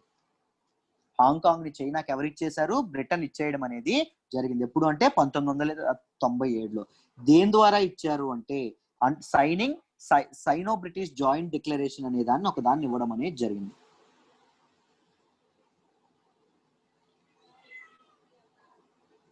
సైనో బ్రిటిష్ జాయింట్ డిక్లరేషన్ అనే దాంతో ఇవ్వడం అనేది జరిగిందండి. ఇది ఎన్నాళ్ళు ఉంటుందంటే దీని వ్యాలిడిటీ అంటే 50 ఏళ్ళు, 50 ఇయర్స్ ఉండడం అనేది జరుగుతుంది. 50 ఇయర్స్ వ్యాలిడిటీ అనేది దీనికి ఉండడం అనేది జరుగుతుంది, రైట్. దీని ప్రకారంగా ఏం జరుగుతుంది అంటే చైనా అనేది హాంకాంగ్ అనేది చైనా భూభాగంలో ఉందే కానీ చైనా అనేది Hong Kong political and economic systems లో చైనా అనేది ఇంటర్ఫీర్ అవ్వకూడదు, హాంకాంగ్ యొక్క పొలిటికల్ అండ్ ఎకనామిక్ సిస్టమ్ లో చైనా అనేది ఇంటర్ఫీర్ అవ్వకూడదు అని చెప్పడం అనేది జరిగింది. ఆఫ్టర్ 50 ఇయర్స్ తర్వాత, రైట్, అంటే 2047లో హాంకాంగ్ పరిస్థితి ఏమవుతుంది సార్? ఈ అగ్రిమెంట్ అయిన తర్వాత వ్యాలిడిటీ అయిపోయిన తర్వాత ఏమవుతుందంటే నాకు కూడా తెలియదు, కాలమే దానికి సమాధానం అనేది చెప్పాలి, రైట్. అయితే చూడండి, చైనా ఫాలో అయ్యే గవర్నమెంట్ ఏంటంటే కమ్యూనిస్ట్ గవర్నమెంట్ అండి. చైనా ఫాలో అయ్యే గవర్నమెంట్ కమ్యూనిస్ట్ గవర్నమెంట్. అంటే ప్రతిదీ గవర్నమెంట్ తాలూకా చెప్పు చేతల్లో ఉంటుంది, రైట్ అని అంతవరకు అర్థం చేసుకోండి. కమ్యూనిస్ట్ అంటే దీనికి కనుక చాలా మీనింగ్ ఉంటుంది కమ్యూనిస్ట్ కి, దాని తర్వాత ఇంకో రోజు డిస్కస్ చేద్దాం, రైట్. బట్ నేను ఏం చెప్పాను, బ్రిటిష్ గవర్నమెంట్ వల్ల హాంకాంగ్ పీపుల్ దేనికి ఇదయ్యారు? డెమోక్రసీకి, ఫ్రీడమ్ కి అలవాటు పడ్డారు. చైనా అనేది ఏం చేస్తుందంటే హాంకాంగ్ ఇచ్చిన అటానమీ హాంకాంగ్ ఉంచకుండా చైనా అనేది తన ప్రభావం, తన ఇన్ఫ్లుయెన్స్ అనేది హాంకాంగ్ మీద చూపిస్తుంది. హాంకాంగ్ మీద ప్రెజర్ పెట్టడం అనేది జరుగుతుంది. హాంకాంగ్ యొక్క జుడిషియల్ సిస్టమ్స్ మీద, లెజిస్లేషన్ మీద, ఎగ్జిక్యూటివ్ సిస్టమ్స్ మీద, హాంకాంగ్ యొక్క అన్ని సిస్టమ్స్ లోకి చైనా అనేది చొరబడాలని, బలవంతంగా చొరబడాలని చూస్తుంది. దాంతో పాటు చాలా మంది డెమోక్రసీకి సంబంధించిన వాళ్ళు ఎవరైతే ఉన్నారు, ప్రో డెమోక్రటిక్ యాక్టివిస్టులు ఎవరైతే ఉన్నారు, చైనా అనేది మా తాలూకా దీనిని పూర్తిగా లాగేసుకుంటుంది, రైట్, ఎక్స్ట్రెడిషన్ లాగాని ఇవన్నీ తర్వాత ఒక రోజు కంప్లీట్ గా వీటి గురించి మాట్లాడదాం. వీటన్నిటిని ఎనాక్ట్ చేయడం అనేది జరిగింది. మా తాలూకా ప్రజాస్వామ్య హక్కులని చైనా కాల రాస్తుంది అని చెప్పి హాంకాంగ్ పీపుల్ ప్రొటెస్ట్ చేయడం అనేది జరుగుతుంది. దానిలో భాగంగానే నేషనల్ సెక్యూరిటీ లా ఏదైతే ఉందో అదొక దాన్ని ఎనాక్ట్ చేసింది, రైట్. ఆ ఎనాక్ట్ చేయడంలో భాగంగా సెసెషన్ అంటే కంట్రీ నుంచి బ్రేకింగ్ అవే, బయటికి వెళ్ళిపోయినా గానీ, దాంతో పాటు సబ్వెర్షన్ అంటే చైనా యొక్క పవర్ ని, హాంకాంగ్ మీద చైనా యొక్క పవర్ ని అండర్మైన్ చేసినా గానీ, టెర్రరిజం అంటే వైలెన్స్ సృష్టించినా గానీ, లేకపోతే collusion with other foreign countries లో కలిసి పనిచేసినా గానీ, హాంకాంగ్ పీపుల్ గానీ, హాంకాంగ్ గవర్నమెంట్ గానీ, వీటన్నింటిలో ఏవి చేసినా హాంకాంగ్ అనేది పనిషబుల్ అవుతారు హాంకాంగ్ పీపుల్ అని చెప్పడం అనేది జరిగింది. ఈ నేషనల్ సెక్యూరిటీ లా వల్ల ఏం జరిగింది అంటే, పీపుల్ యొక్క హ్యూమన్ రైట్స్ అనేదానికి, ఫ్రీడమ్ ఆఫ్ స్పీచ్ అనేదానికి, దాంతో పాటు రైట్స్ టు అసెంబల్ అనేదానికి, సమావేశాలు ఏర్పాటు చేసుకోవడానికి, అందరూ కలిసి మాట్లాడడానికి, లేకపోతే దీనికోసం అని కానీ ఏవైతే ఉన్నాయో వాటన్నింటికి రైట్, ప్రొటెస్ట్ అనేవి చేయడానికి కానీ, అంటే నిరసనలు అనేవి తెలపడానికి కానీ, వీటన్నింటి మీద కర్బ్స్ అనేవి విధించడం అనేది జరిగింది, రైట్. వీటన్నింటి మీద ఇది వేయడం అనేది జరిగింది. ఎవరు అంటే చైనా గవర్నమెంట్. సో ఈ నేషనల్ సెక్యూరిటీ లాకి ఎగెనెస్ట్ గా చైనా నేషనల్ డే అయినటువంటి అక్టోబర్ 1న తీవ్రమైన ప్రొటెస్ట్లు హాంకాంగ్ లో జరిగాయండి. ఆ ప్రొటెస్ట్ లో భాగంగా 60 మంది హాంకాంగ్ సిటిజన్స్ ని పూర్తిగా డిటైన్ చేయడం అనేది జరిగింది, నిర్బంధించడం అనేది, అరెస్ట్ చేయడం అనేది జరిగింది. దేని పేరు చెప్పి అరెస్ట్ చేశారు? అన్లాఫుల్ అసెంబ్లీ కూడా పెట్టకూడదని చెప్పాం కదా. చట్ట విరుద్ధంగా వీళ్ళు సమావేశపడుతున్నారు, నిరసనలు వ్యక్తం చేస్తున్నారు, వైలెన్స్ కి కారణమవుతున్నారు అని చెప్పి హాంకాంగ్ పీపుల్ ఇదవ్వడం అనేది జరిగింది. చైనా అనేది బయట కంట్రీస్ యొక్క స్వేచ్ఛలని, బయట కంట్రీస్ యొక్క అటానమీని ఎప్పుడూ ఇంటర్వ్యూన్ చేయాలనే చూస్తుందండి, రైట్. చాలా ఇబ్బంది పెట్టడం అనేది చూస్తుంది. హాంకాంగ్ ప్రజలు కూడా దానికి చాలా ఎప్పటి నుంచో గురవ్వడం అనేది జరుగుతుంది, రైట్. ఐ హోప్ ఈ ఆర్టికల్ మీకు డీటెయిల్డ్ గా అర్థమైంది అనుకుంటున్నాను. Let's move to the next article అమ్మా. Good conduct is the key to early release అని చెప్పడం అనేది జరిగిందండి. సుప్రీం కోర్టు ఈ విషయం చెప్పడం అనేది జరిగింది. గుడ్ కండక్ట్ అనేది ఎర్లీ రిలీజ్, ముందుగానే శిక్ష అవ్వకుండా ముందుగానే వెళ్ళడానికి మెయిన్ కీ అవ్వాలి, గుడ్ కండక్ట్ అవ్వాలని చెప్పింది. దాంతోపాటు ఇంకొక విషయం అద్భుతమైన చెప్పింది, టకటకా మాట్లాడదాం, జాగ్రత్తగా చూడండి. సొసైటీకి పీస్ఫుల్ అండ్ ఫియర్లెస్ లైఫ్, సొసైటీలో పీపుల్ కి పీస్ఫుల్ అండ్ ఫియర్లెస్ లైఫ్ అనేది లీడ్ చేసే హక్కు ఉంది అని చెప్పడం అనేది జరిగింది. ఇది ఎప్పుడు సాధ్యపడుతుందంట? Without free roaming of criminals. నేరస్తులు ఫ్రీగా బయట తిరగకపోతే, నేరస్తులు బయట విచ్చలవిడిగా తిరగకపోతే అప్పుడు పీస్ఫుల్ అండ్ ఫియర్లెస్ లైఫ్ కి ఇది ఉంటుంది అని చెప్పి జరుగుతుందంట. ఎప్పుడైతే నేరస్తులు ఫ్రీగా తిరిగారు అనుకోండి, అది సొసైటీలో విపరీతమైన హెవోక్ క్రియేట్ చేస్తుంది, విపరీతమైన కన్ఫ్యూజన్, విపరీతమైన గందరగోళాన్ని క్రియేట్ చేస్తుంది అని చెప్పి సుప్రీంకోర్టు చెప్పడం అనేది జరిగింది. అయితే ఈ పీస్ఫుల్ అండ్ ఫియర్లెస్ గడపడానికి క్రిమినల్స్ తిరగకూడదని చెప్పాం కదా. ఈ క్రిమినల్స్ ని ఇది చేయడానికి, క్రిమినల్స్ రేట్ తగ్గించడానికి, ప్యూనిటివ్ యాటిట్యూడ్ ఏదైతే ఉంటుందో, శిక్షలు ఏవైతే ఉంటాయో, శిక్షలు ఒక్కటి మాత్రమే సరిపోవు. నిజానికి ఒకరికి శిక్ష ఇచ్చడం, ఎవరికైనా పనిష్మెంట్ ఇవ్వడం వెనక అసలు అంతర్గతమైనటువంటి ఇంటర్నల్ రీజన్ ఏంటి? ఒకరిని శిక్షించడం వెనక రీజన్ ఏంటి? వాళ్ళలో మార్పు అనేది రావాలి, వాళ్ళు రిఫార్మ్ అనేది రావాలి, వాళ్ళను వాళ్ళు కరెక్షన్ అనేది చేసుకోవాలి, వాళ్ళను వాళ్ళు సరి చేసుకోవాలి.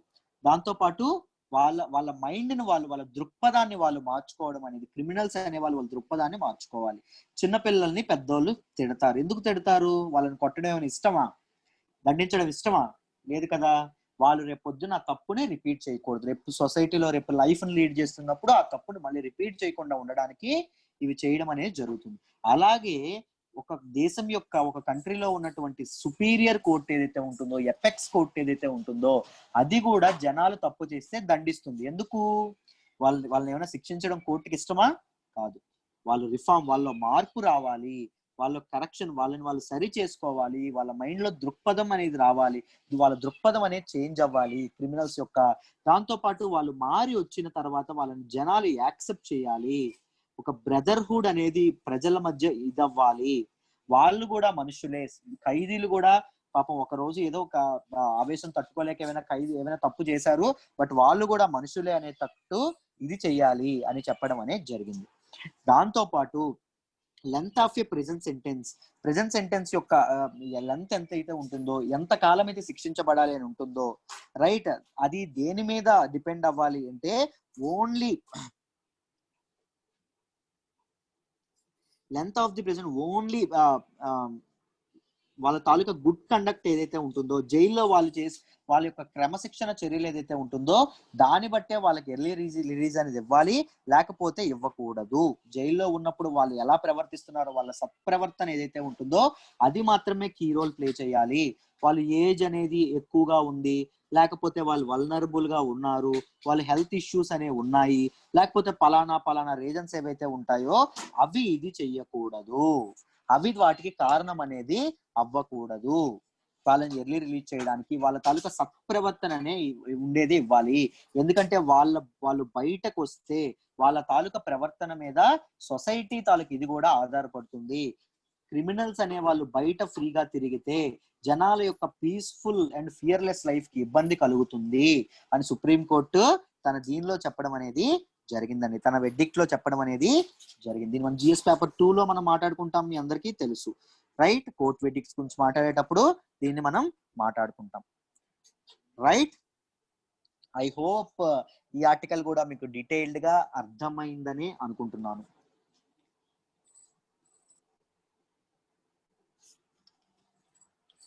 దాంతోపాటు ఇంకో అద్భుతమైన ఇది చెప్పారండి, ఫస్ట్ టైం అఫెండర్స్ ఎవరైతే ఉంటారో వాళ్ళకి లైఫ్ లో సెకండ్ ఛాన్స్ అనేది ఇవ్వాలి. వాళ్ళకి యావజ్జీవ కారాగార శిక్ష లాంటిది విధించకుండా వాళ్ళకి సెకండ్ లైఫ్ అనేది ఇవ్వాలి, రైట్. వాళ్ళకి రెండవ జీవితం అనేది ఇవ్వాలి అని చెప్పడం అనేది జరిగింది.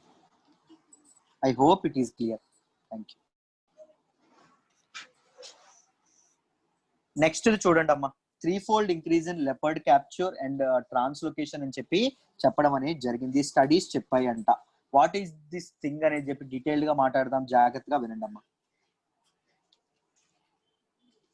ఫస్ట్ లెపర్డ్ గురించి తెలుసుకోవాలి. ప్రిలిమ్స్ పాయింట్ ఆఫ్ వ్యూలో ఏం చదువుకోవాలో ఫస్ట్ నేర్చుకోవాలి. ఫస్ట్ చూడండి, they are very smallest of the big cats. Big cats అని ఏమంటామో వాటిలో స్మాలెస్ట్ ఏంటి అంటే ఈ leopards.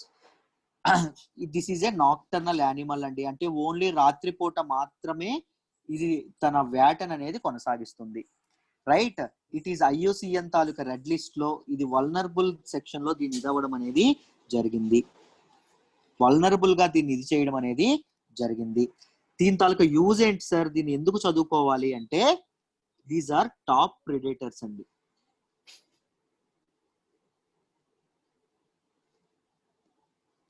These are top predators. ఇవి టాప్ ప్రిడేటర్స్ అని చెప్పి చెప్తాను. ఇవి helps to maintain ecosystem maintain చేయడంలో ఇవి చాలా చాలా కీ రోల్ ప్లే చేస్తాయి అని చెప్పడం అనేది జరిగింది.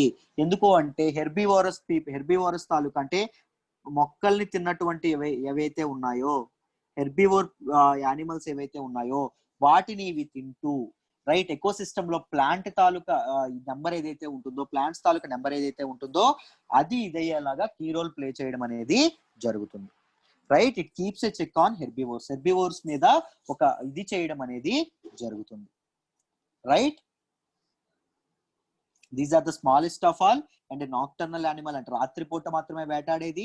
IUCN దీనిలో ఏదైతే ఇది ఉంటుందో రెడ్ లిస్ట్ లో వల్నరబుల్ సెక్షన్ లో ఉంది. టాప్ ప్రిడేటర్స్ కాబట్టి ఎకోసిస్టమ్ ని మెయింటైన్ చేయడంలో ఇవి కీ రోల్ ప్లే చేయడం అనేది జరుగుతుంది, రైట్. చూడండి, అయితే వీటిని క్యాప్చర్ అండ్ ట్రాన్స్లోకేషన్ ఎందుకు చేస్తున్నారు గవర్నమెంట్ అంటే to avoid human leopard conflict అండి. హ్యూమన్ లెపర్డ్ కాన్ఫ్లిక్ట్ ఏదైతే ఉంటుందో దాన్ని అవాయిడ్ చేయడానికి. What is this human leopard conflict sir అని మీరు అడిగితే వెరీ వెరీ సింపుల్ అండి, ఏం లేదు. మనుషుల ఆవాసాల్లోకి, మనుషుల తాలూకా దీనిలోకి హ్యూమన్స్ ఏవైతే మనుషుల తాలూకా దీనిలోకి ఇవి ఏవైతే ఉన్నాయో చిరుతపుల్లు ఎప్పుడైతే రావడం ఏదైతే ఉంటుందో దాన్నే హ్యూమన్ లెపర్డ్ కాన్ఫ్లిక్ట్ అని చెప్పి అంటాం. దీనిలో భాగంగా లైఫ్ స్టాక్ అటాక్స్ అనేవి జరుగుతూ ఉంటాయి. మీ అందరికీ తెలుసు, క్యాటిల్ ని వీటన్నింటిని లెపర్డ్స్ చంపడం అనేది జరుగుతుంది. హ్యూమన్స్ మీద అటాక్స్ అనేవి చేస్తాయి చిరుతపులలు. దాని మీద హ్యూమన్ డెత్స్ అనేవి కూడా జరగడానికి కారణమవుతాయి చిరుతపులలు. రైట్, దాంతో పాటు ఇవనేవి హ్యూమన్ డ్వెల్లింగ్స్, హ్యూమన్ జనావాస ప్రాంతాల్లోకి ఇవి కనిపించినప్పుడు ఒక యాంగ్జైటీకి జనాలు గురవుతారండి, ఒక భయాందోళనలకు గురవుతారు. రైట్, వీటన్నింటిని కాన్ఫ్లిక్ట్ వీటన్నింటిని ఇది చేయడానికి వీటిని ఏం చేస్తారు అంటే క్యాప్చర్ చేసి పట్టుకొని ట్రాన్స్లొకేట్ చేయడం అనేది చేస్తారండి. మీకు అర్థమైందా?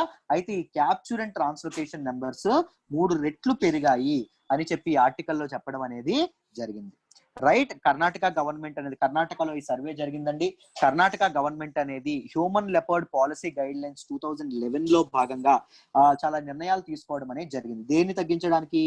హ్యూమన్ లెపర్డ్ కాన్ఫ్లిక్ట్ ఏదైతే ఉంటుందో దానిని తగ్గించడానికి.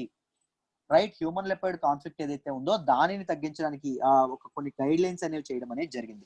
బట్ ఆ గైడ్ లైన్స్ ఉంటున్నప్పటికీ కూడా రైట్, అవి ఎందుకు చేసింది అంటే హ్యూమన్ లెపర్డ్ కాన్ఫ్లిక్ట్ ని మిటిగేట్ చేయడానికి, దాంతో పాటు ట్రాన్స్లొకేషన్ ని డిస్కరేజ్ చేయడానికి. రైట్, ఈ చిరుతపులులు ఏవైతే ఉన్నాయో వాటి తాలూకు హ్యాబిటెట్ లోనే ఉంచాలి, అవి హెల్దీ హ్యాబిటెట్ లో ఉండగలగాలి అని చెప్పడం అనేది జరిగింది. సో ఆ ట్రాన్స్లొకేషన్ ని డిస్కరేజ్ చేయడానికి కూడా ఇది చేయడం అనేది జరిగిందమ్మా.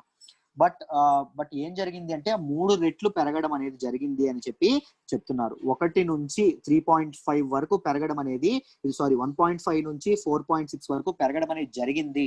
వీటి తాలూకా క్యాప్చర్ అండ్ ట్రాన్స్లొకేషన్ రైట్ ఎప్పటికీ పెరుగుతున్నాయి. సో వాటి చిరుతపుల్లు అనేవి వాటి తాలూకా హ్యాబిటెట్ లో లేకుండా నేషనల్ ఏవైతే శాంక్చురీస్ ఏవైతే ఉంటాయో, నేషనల్ పార్క్స్ ఏవైతే ఉంటాయో వాటికి తరలించబడుతున్నాయి అని చెప్పడం అనేది జరిగింది. రైట్, ఐ హోప్ ఈ ఆర్టికల్ మీకు డీటెయిల్ గా అర్థమైంది అనుకుంటున్నాను. Let's move to the next article అమ్మా. నెక్స్ట్ ఆర్టికల్ వచ్చేసి Maldives slow progress on rights a concern. యాక్టివిస్టులు ఈ మాట చెప్పడం అనేది జరిగింది. వాట్ ఆర్ ద కన్సర్న్స్, ఏంటి ఇబ్బందులు అని చెప్పి డీటెయిల్డ్ గా మనం మాట్లాడదాం. జాగ్రత్తగా వినండి, క్లియర్ గా అర్థమైపోతుంది. దీన్ని మనం ఇంటర్నేషనల్ ఇష్యూస్ లో మాట్లాడతాం. రైట్, అయితే మాల్దీవ్స్ లో ముందు 2018లో ప్రెజెంట్ ఉన్న గవర్నమెంట్ 2018లో రావడం అనేది జరిగింది. 2018లో రాకముందు 2018లో ఎవరు వచ్చారు అంటే ఇదిగోండి ఇబ్రహీం మహమ్మద్ సోలి ఎవరైతే ఉన్నారో ఈయన రావడం అనేది జరిగింది. 2018లో రాకముందు ఏం జరిగింది అంటే హ్యూమన్ రైట్స్ కి వైలేషన్ అనేది అవ్వడం అనేది జరిగేది విపరీతంగా. మానవ హక్కులకి ఉల్లంఘన అనేది ఎక్కువగా జరిగేది పాత గవర్నమెంట్ రూలింగ్ లోని. రైట్, ఎలా జరిగేది? Attacks on human rights activist, మానవ హక్కుల కోసం పోరాడుతున్నటువంటి ఎవరైతే యాక్టివిస్ట్ ఉంటారో వాళ్ళ మీద అటాక్స్ చేయడం జరిగింది. వీళ్ళని అబ్యూజ్ చేయడం అనేది జరిగింది. దాంతో పాటు ఉమెన్ యొక్క పొజిషన్ ని అణగదొక్కే ప్రయత్నం అనేది జరగడం అనేది జరిగింది. దాంతో పాటు జుడిషియల్ సిస్టమ్ లో కరప్షన్ అనేది ఎక్కువగా పెరగడం అనేది జరిగింది. సివిల్ సర్వీసెస్ లో కరప్షన్ అనేది ఎక్కువగా పెరగడం అనేది జరిగింది. రైట్, ఇవన్నీ పెరగడం అనేది జరిగింది. దాంతో పాటు పోలీస్ సిస్టమ్ లో కూడా, లా అండ్ ఆర్డర్ లో కూడా కరప్షన్ అనేది విపరీతంగా పెరగడం అనేది జరిగింది. రైట్, దాంతో పాటు డిఫరెంట్ పాలసీస్ కూడా ఇదవ్వడం అనేది, ముఖ్యంగా డ్రగ్స్ ని అరికట్టడంలో వెరీ ఇంపార్టెంట్ క్రైమ్, చాలా మాల్దీవ్స్ ఇబ్బంది పడుతున్న చాలా పెద్ద క్రైమ్ ఏంటంటే డ్రగ్స్. వాటిని అరికట్టడంలో కూడా చాలా ఇదవ్వడం అనేది జరిగింది. రైట్, పత్రికా స్వేచ్ఛ అనేది ఉండేది కాదు ప్రెస్ కి. వీటన్నింటి హ్యూమన్ రైట్స్ వైలేషన్స్ ఏవైతే ఉన్నాయో వీటన్నింటిని ఎదుర్కొంటాము. హ్యూమన్ రైట్స్ ని మళ్ళీ మాల్దీవ్స్ లో ప్రివైల్ చేస్తాము, మళ్ళీ తీసుకొస్తాము, మీ అందరికీ హక్కులు కల్పిస్తాము. ప్రెజెంట్ ఉన్న గవర్నమెంట్ ఏదైతే ఇది చేస్తుందో, హ్యూమన్ రైట్స్ కి ఉల్లంఘన చేస్తుందో వాటన్నింటినీ మేము ఎదుర్కొంటామని చెప్పి ఈయన ఎవరైతే ఉన్నారో 2018 ఎలక్షన్స్ ముందు క్యాంపెయిన్ చేసి హ్యూమన్ రైట్స్ ని తిరిగి తెస్తాము, రివైవ్ చేస్తామని క్యాంపెయిన్ చేసి అధికారంలోకి రావడం అనేది జరిగింది. రైట్, అధికారంలోకి వచ్చిన తర్వాత ఈయన కొన్ని ఇంపార్టెంట్ రిఫార్మ్స్ తీసుకురావడం అనేది జరిగిందండి. ముఖ్యంగా జ్యుడిషియల్ సిస్టమ్ లో ఉన్నటువంటి జడ్జెస్ ఎవరైతే ఉన్నారో వాళ్ళకి పెయిడ్ లీవ్స్ ఇచ్చేసి రైట్. వాళ్ళని విధుల నుంచి ఇది చేయడం అనేది జరిగింది. డ్యూటీస్ నుంచి ఇది చేయడం అనేది జరిగింది. అబాండన్ చేయడం అనేది జరిగింది. దాంతో పాటు సుప్రీం కోర్ట్‌లో, మాల్దీవ్ సుప్రీం కోర్ట్‌లో ఇద్దరు జడ్జెస్‌ని అమ్మాయిల్ని పెట్టడం జరిగింది. వుమెన్‌ని పెట్టడం జరిగింది. వెరీ ఇంపార్టెంట్ రిఫార్మ్ తీసుకురావడం అనేది జరిగింది. దురదృష్టకరమైన విషయం ఏంటంటే ఈ రిఫార్మ్‌కి చాలా మంది ఎగనెస్ట్‌గా అపోజ్ చేయడం అనేది జరిగింది. రైట్. దాంతో పాటు పార్లమెంట్‌లో మొత్తం ఉన్నటువంటి మెంబర్స్‌లో మొత్తం మెంబర్స్ ఎవరైతే ఉన్నారో దానిలో ఓన్లీ 6 మెంబర్సే 85 మెంబర్స్ పార్లమెంట్ మెంబర్స్‌లో ఓన్లీ 6 మెంబర్సే వుమెన్ ఉన్నారు. కీ రోల్స్ లో ఉమెన్ అనే వాళ్ళు లేరు. ఉమెన్ కి ఇంకా హక్కులు అనేవి సరైన హక్కులు అనేవి లభించట్లేదు అని చెప్పి వీళ్ళు కొన్ని మంచి పాలసీస్ తీసుకురావడం అనేది జరిగింది. సివిల్ సర్వీసెస్ లో ఉన్న వాళ్ళు ఎవరైతే ఉంటారో వాళ్ళకి ట్రాన్స్ఫర్స్ కానీ పెయిడ్ లీవ్స్ కానీ ఇవ్వడం అనేది జరిగింది. పోలీసుల సిస్టమ్స్ కూడా ట్రాన్స్ఫర్స్ చేయడం అనేది జరిగింది. డ్రగ్స్ ని ఇది చేయడానికి మంచి రిఫార్మ్స్ తీసుకురావడం అనేది జరిగింది. బట్ స్టిల్ ఏం చెప్తున్నారు అంటే యాక్టివిస్టులు ఏం చెప్తున్నారు అంటే రైట్స్ అనేది ఇది చేయడంలో మళ్ళీ తీసుకురావడంలో ప్రోగ్రెస్ చేయడంలో స్లో ప్రోగ్రెస్ అనేది ఉంది. రైట్స్ అనేవి మళ్ళీ ప్రివైల్ చేయడంలో ఒక స్లో ప్రోగ్రెస్ అనేది మాల్దీవ్స్ లో కనిపిస్తుంది. నెమ్మదిగా గవర్నమెంట్ అనేది పనిచేస్తుంది, అంత ఎక్కువగా పని చేయట్లేదు అని చెప్పడం అనేది జరిగింది. Maldives just a population of 5 lakh people population అండి. 5 లక్షల మందే ఇదవుతారు. ముఖ్యంగా క్లైమేట్ చేంజ్ వల్ల ఇది తీవ్రమైన దీనికి గురవడం అనేది జరుగుతుంది. తీవ్రమైన ఇదవడం అనేది జరిగింది. దాంతోపాటు COVID-19 దగ్గరలో ఉండేటప్పుడు COVID-19 వల్ల టూరిజం కి మెయిన్ ఎకానమీ అయినటువంటి టూరిజం కి మెయిన్ ఇబ్బంది అవుతుంది. క్లైమేట్ చేంజ్ అయితే గ్లోబల్ వార్మింగ్ ఏదైతే ఉందో అది ఈ ఐలాండ్ నేషన్ యొక్క ఎగ్జిస్టెన్స్ కి ఒక ప్రశ్న అనేది వేసింది. మనుగడకే ఒక క్వశ్చన్ మార్క్ అనేది వేయడం అనేది జరిగింది. ఎందుకంటే సీ లెవెల్స్ పెరుగుతున్నాయి, ఐలాండ్ నేషన్స్ అనేవి ముంపుకి గురవ్వడం అనేది జరుగుతుంది. బట్ చైల్డ్ రైట్స్ ఏవైతే ఉన్నాయో చైల్డ్ రైట్స్ ని ప్రొటెక్ట్ చేయడంలో, పిల్లల యొక్క రైట్స్ ని ప్రొటెక్ట్ చేయడంలో ఇంప్రూవ్మెంట్ కనిపించింది కానీ ఫ్రీడమ్ ఆఫ్ స్పీచ్ ని ఇంకా తీసుకురాలేదు కరెక్ట్ గా అని చెప్పడం అనేది జరిగింది. రీసెంట్ గా వీళ్ళు డిఫేమ్ చేయడం అనేది జరిగిందండి. యాంటీ డిఫమేషన్ ని డీక్రిమినలైజ్ చేయడం అనేది జరిగింది. అంటే ముందు గవర్నమెంట్ ఏం చేసింది అంటే గవర్నమెంట్ కి ఎగనెస్ట్ గా ఎవరైనా రాశారనుకోండి పేపర్ లో వాళ్ళని క్రిమినలైజ్ చేసి జైల్లో వేయడం అనేది జరిగింది. ఇప్పుడు ఏం చేశారు అంటే డిఫమేషన్ ని డీక్రిమినలైజ్ చేయడం అనేది జరిగింది. సో పత్రికలకు స్వేచ్ఛను ఇవ్వడం అనేది జరిగింది. గవర్నమెంట్ గురించి కానీ ఎవరి గురించి కానీ రాసే ఫ్రీడమ్ ఇవ్వడం అనేది జరిగింది. దాంతో పాటు జ్యుడిషియల్ సిస్టమ్ లో ఉన్నటువంటి ఒక జైల్లో ముఖ్యంగా మాల్దీవ్స్ లో ఉన్నటువంటి జైలు ఓవర్ క్రౌడ్ గా ఉంది. దాంతో పాటు సర్వీసెస్ చాలా పూర్ గా ఉన్నాయి. కనీస అవసరాలను పొందే హక్కు ఎవరికి ఖైదీలకు కూడా ఉంటుంది. అది మానవ హక్కుల్లో భాగము. రైట్ అని చెప్పడం అనేది జరిగింది. సో వీటి ద్వారా వీటికి కూడా రిఫార్మ్స్ సజెస్ట్ చేయడం అనేది యాక్టివిస్ట్ సజెస్ట్ చేయడం అనేది జరిగింది. ఫ్రీడమ్ ఆఫ్ స్పీచ్ ఎవరైతే ప్రో హ్యూమన్ రైట్స్ యాక్టివిస్టులు ఎవరైతే ఉంటారో వాళ్ళ మీద ఇంకా సోషల్ మీడియాలో కానీ ప్రతి దగ్గర ఇబ్బంది అనేది జరుగుతుంది. గవర్నమెంట్ అనేది వాటి కోసం ఇంకా వర్క్ చేయాలి. రైట్, ఇంకా చొరవ చూపించాలి అని చెప్పడం అనేది జరిగింది ఈ ఆర్టికల్లో. ఐ హోప్ ఈ ఆర్టికల్ మీకు డీటెయిల్ గా అర్థమైంది అనుకుంటున్నానమ్మా. ఈ ఆల్ ద ఆర్టికల్స్ బాగా కవర్ చేస్తామని అనుకుంటున్నాను. ఓకేనా? ఒక్కసారి మన ఇన్ఫినిటీ కోర్స్ గురించి ఒక్కసారి మాట్లాడదాం. The flagship course offered at our institute is UPSC infinity and UPSC infinity is the premium course offered at our institute. The beauty of this course is it comes with life time validity. Life time వ్యాలిడిటీతో వస్తున్న course. మీరు ఎన్నాళ్ళు prepare అవ్వాలైతే అన్నాళ్ళు prepare అవ్వచ్చండి. ఈ course ప్రకారం student centric approach ఉన్నటువంటి course. Basics నుంచి from very basics నుంచి మీకు చెప్పడం అనేది జరుగుతుంది. రైట్, పునాదుల నుంచి పూర్తి అడ్వాన్స్ లెవెల్ వరకు మిమ్మల్ని తీసుకెళ్లే పూర్తి బాధ్యత మాది. Daily mains answer writing practice అనేది చేపిస్తాము. రైట్, మీరు జాయిన్ అయిన మొదటి రోజు నుంచే మీతో మెయిన్స్ ఆన్సర్ రైటింగ్ ప్రాక్టీస్ అనేది చేపిస్తాం. మీరు రాసిన ఆన్సర్స్ కి రెస్పెక్టివ్ ఫ్యాకల్టీ మెంబర్స్ కరెక్ట్ చేసి మీకు కన్స్ట్రక్టివ్ ఫీడ్బ్యాక్ ఇస్తారు. So that you can improve your skills in essay writing. Lowest fee in the country. దేశంలో మీరు ఎవరితో కంపేర్ చేసుకున్నా మా దగ్గర ఫీ అనేది చాలా చాలా తక్కువ. రైట్, చాలా చాలా తక్కువ. ఫీజ్ ఈజ్ ఓన్లీ 40,000 మాత్రమే. అది కూడా October 12th లోపు జాయిన్ అయితే 4 ఇన్స్టాల్మెంట్ లో కట్టచ్చు. 40,000 ఒకేసారి కట్టాలంటే అక్కర్లేదండి. 10,000 చొప్పున నెలకి 10,000 చొప్పున 4 ఇన్స్టాల్మెంట్ లో కట్టచ్చు. October 12th వరకు ఈ ఆఫర్ ఉంచుతున్నాము. ఏపీపీఎస్సీ, టీఎస్పీఎస్సీ, ఐబీపీఎస్, ఎస్ఎస్సి వీటితో బండిల్ అయి వస్తున్నటువంటి కోర్స్ అండి. రైట్, ఏపీపీఎస్సీ కానీ టీఎస్పీఎస్సీ కానీ ఐబీపీఎస్సీ కానీ ఎస్ఎస్సి నోటిఫికేషన్స్ మీ ప్రిపరేషన్ మధ్యలో వచ్చాయనుకోండి, ఆ ఎక్స్ట్రా సిలబస్ ఏదైతే ఉంటుందో దానికోసం మీరు వేరే దీనికి వేరే ఇన్స్టిట్యూట్ వెళ్ళాల్సిన అవసరం లేదు. ఆ ఎక్స్ట్రా సిలబస్ కూడా without taking a single Penney, ఒక్క పైసా కూడా తీసుకోకుండా యూపీఎస్ ఇన్ఫినిటీలోనే మీకు కవర్ చేయడం అనేది జరుగుతుంది. మా ఫ్యాకల్టీ మెంబర్స్ టీచ్ చేయడం అనేది జరుగుతుంది. దాంతోపాటు అన్లిమిటెడ్ గ్రాండ్ టెస్ట్ అనేవి ఉంటాయి, అన్లిమిటెడ్ మాక్ టెస్ట్ అనేవి కూడా మీకు పెట్టడం అనేది జరుగుతుంది. ఏమైనా డౌట్స్ ఉంటే ఇది సురేష్ సార్ నెంబరు, ఒక్కసారి యూపీఎస్ ఇన్ఫినిటీ గురించి కావాలంటే కాంటాక్ట్ చేయండి. రైట్, మీకు కరెంట్ అఫైర్స్ కోర్సు గురించి తెలుసుకోవాలంటే, నా గైడెన్స్ మీకు కరెంట్ అఫైర్స్ లో కావాలంటే, మళ్ళీ చెప్తున్నాను, కంప్లీట్ ఒక పూర్తి మాస్టర్స్ లా మిమ్మల్ని తయారు చేస్తాను. కరెంట్ అఫైర్స్ కోర్స్ లో జాయిన్ అయితే నా నెంబర్ నోట్ చేసుకోండి, 8500671913. దీనికి వాట్సాప్ అయినా చేయొచ్చు, లేకపోతే ఫోన్ అయినా చేయొచ్చు, డైరెక్ట్ కాల్ అయినా చేయొచ్చు. మాట్లాడదాము, డిస్కస్ చేద్దాము.